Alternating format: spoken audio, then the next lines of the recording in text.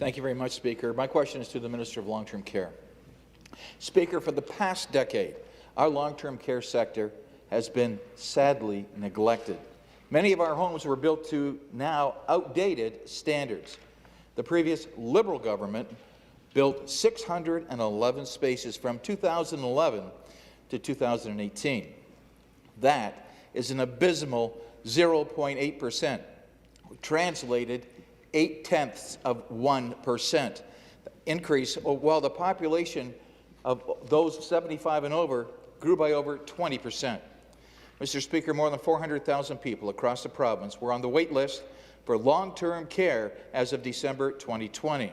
The investments the previous government made were simply not enough.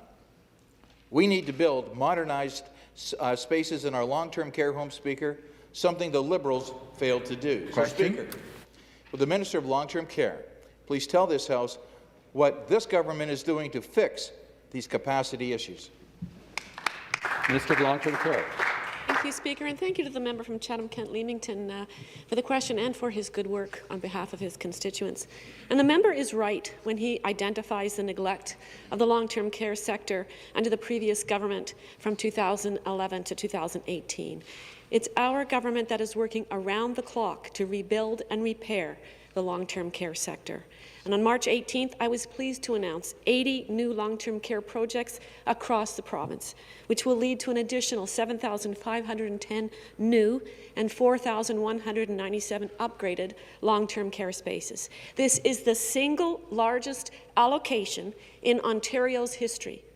Our government is investing $933 million in these projects, on top of the $1.75 billion already dedicated to the delivery of 30,000 new spaces over 10 years.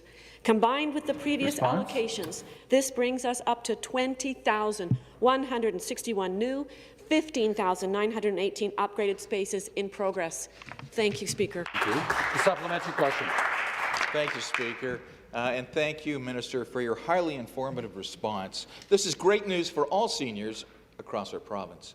And I know that my constituents will be happy to hear all the great work that our government is doing to modernize the long-term care sector, including our progress on the long-standing staffing issues, crowding, capacity issues, and issues with the wait list.